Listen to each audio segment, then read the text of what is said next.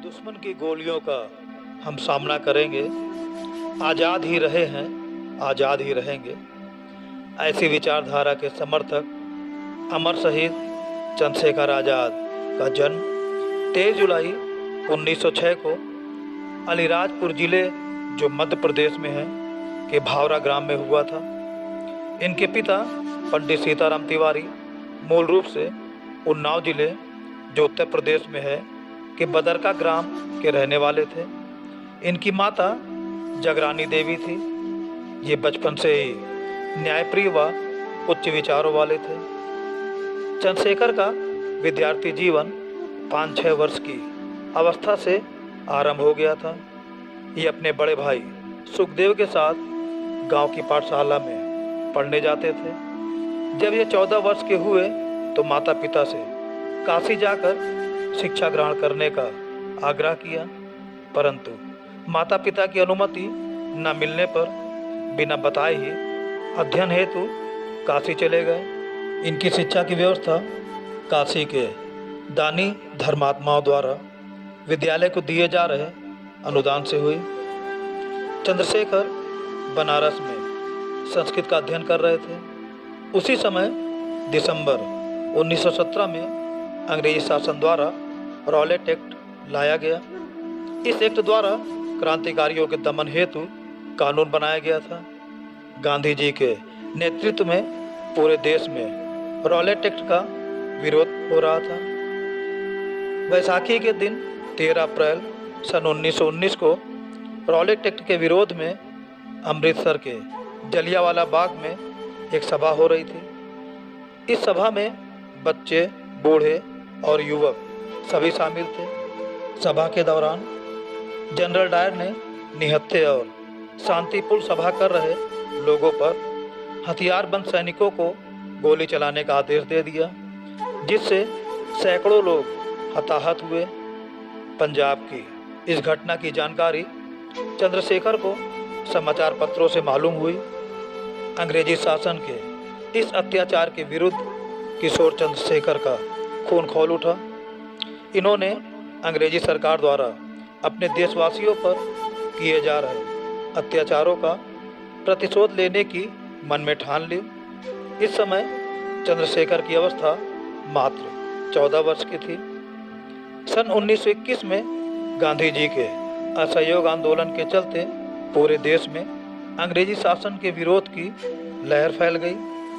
समस्त देशवासी अंग्रेजी शासन का तख्ता पलट करने को आतुर हो गए। लोग विदेशी कपड़ों व अन्य वस्तुओं का बहिष्कार करते हुए उन्हें जलाने लगे। इस स्वदेशी आंदोलन के प्रभाव से चंद्रशेखर भी अछूते ना रहे और आंदोलन में शामिल हो गए। जहाँ भी जुलूस व हड़तालें होती, चंद्रशेखर तत्काल वहाँ पहुँच जाते। बचपन की कठिन परिस्थितियों ने इन्हें कष्ट सहिष्णु, कठोर, परिश्रमी व संघर्षशील बना दिया था। सन 1921 के अंत में ब्रिटेन के युवराज भारत यात्रा पर आए। उनके आगमन का पूरे भारत में विरोध किया गया। इसी क्रम में महात्मा गांधी को गिरफ्तार कर लिया गया। इस घटना के विरोध में बालक चंद्रशेखर ने बनारस के सरकारी विद्यालय पर धरना दिया। इसके बाद एक जुलूस का नेतृत्व किया। जुलूस अपनी तीव्र गति से जब उत्साह, उमंग और जय जयकार के साथ आगे बढ़ता जा रहा था, तभी पुलिस बल वहां आ पहुंचा। कुछ नवयुवक तो भाग गए, किंतु उनके नेता और 2-3 साहसी नवयुवक नारेबाजी करते रहे, भारत माता की जय। पुलिस ने सबसे पहले जुलूस का नेतृत्व करने वाले नवयुवक को पकड़ा, जिसका नाम चंद्रशेखर था। बालक चंद्रशेखर अपनी गिरफ्तारी पर जरा भी व्याकुल नहीं हुए। पहले की ही तरह उनके मन में जोश, चेहरे पर प्रसन्नता दिख रही थी। उन्हें हवालात में डाल दिया गया। सर्दी का मौसम था और रात का समय।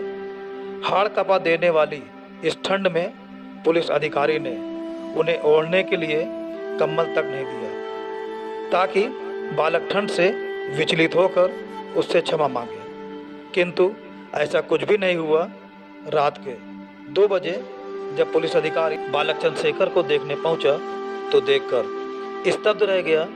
वह दंड बैठक कर रहे थे और उनका शरीर पसीने से नहाया हुआ था। अगले दिन बालक चंद्रशेखर को मजिस्ट्रेट के सामने पेश किया गया। मजिस्ट्रेट क्रांतिकारियों को कठोर दंड देने के लिए प्रसिद्ध था। अदालत लगी थी। कटघरे में सुंदर गठीला नौजवान खड़ा था। मजिस्ट्रेट ने पूछा, तुम्हारा नाम क्या है? चंद्रशेखर ने कहा, आज़ाद। इस बार मजिस्ट्रेट ने कड़कदार आवाज में पूछा, पिता का नाम? चंद्रशेखर ने कहा, स्वतंत्र। मजिस्ट्रेट अपने प्रश्नों का उत्तर ऐसे ललकारती आवाज में सुनकर दंग रह गया। मजिस्ट्रेट ने फिर पूछा, तुम्हारा घर कहाँ है? चंद्रशेखर ने कहा, जेल खाना। निडर चंद्रशेखर के उत्तर को सुनकर मजिस्ट्रेट आग बबूला हो गया। झल्लाकर उसने बालक चंद्रशेखर को 15 बेतों की कठोर सजा सुनाई। हंसते हंसते वह भारत माता की जय बोलते हुए इन्होंने 15 बेतों की सजा झेली। इसी घटना ने बालक चंद्रशेखर को चंद्रशेखर आज़ाद बना दिया। चंद्रशेखर आज़ाद अब क्रांति के पथ पर अग्रसर हो चले। इनके विचारों और निर्भीकता की ख्याति चारों तरफ फैल गई थी। इसे देखते हुए इन्हें हिंदुस्तान रिपब्लिकन एसोसिएशन का सदस्य बनाया गया। इस संस्था का उद्देश्य न केवल स्वतंत्रता प्राप्त करना था, वरन शोषण रहित प्रजातंत्र की स्थापना करना था। काकोरी रेलवे स्टेशन के निकट 9 अगस्त 1925 को सरकारी खजाने को लूटने की घटना में आज़ाद की महत्वपूर्ण भूमिका रही। इस लूट में 10 लोग शामिल थे। इनके अधिकांश साथी पकड़े गए और कुछ को फांसी की सजा दी गई, किंतु आज़ाद की छाया तक को पुलिस न छू सकी। साइमन कमीशन के विरोध में सन 1928 में हुए प्रदर्शन में पुलिस की मार से लाला लाजपत राय की मृत्यु हो गई, जिसके प्रतिशोध के लिए पुलिस अधिकारी सैंडर्स की हत्या की योजना बनाई गई। इस योजना का नेतृत्व चंद्रशेखर आज़ाद ने किया। इस योजना में आज़ाद के साथ भगत सिंह एवं राजगुरु थे। सैंडर्स की हत्या के लिए अंग्रेजी शासन किसी को भी नहीं पकड़ सका। आज़ाद इस कार्य के बाद लाहौर से बाहर चले गए। आज़ाद ने कालांतर में एक नए क्रांतिकारी दल का गठन किया, जिसका नाम हिंदुस्तान सोशलिस्ट रिपब्लिकन एसोसिएशन रखा गया। आज़ाद इस संगठन के आजीवन सेना नायक रहे।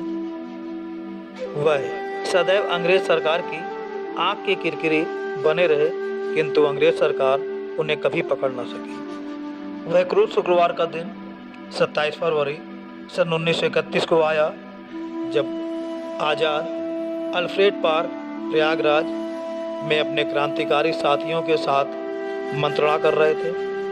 अंग्रेजी शासन को उनके अल्फ्रेड पार्क में उपस्थित होने की सूचना मिली। पूरा पार्क पुलिस द्वारा घेर लिया गया।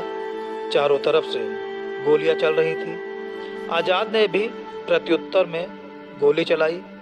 उन्होंने अपने अन्य साथियों को सुरक्षित बाहर निकाल दिया और स्वयं पुलिस से मोर्चा लेते रहे। जब आज़ाद के पास एक ही गोली बची तो उन्होंने स्वयं की कनपट्टी पर गोली मारकर अपने जीवन की इतिश्री कर ली। चंद्रशेखर आज़ाद ने पहले प्रतिज्ञा की थी कि वे कभी जीते जी अंग्रेजी शासन के हाथ नहीं आएंगे। अंत तक उन्होंने अपनी प्रतिज्ञा का मान रखा।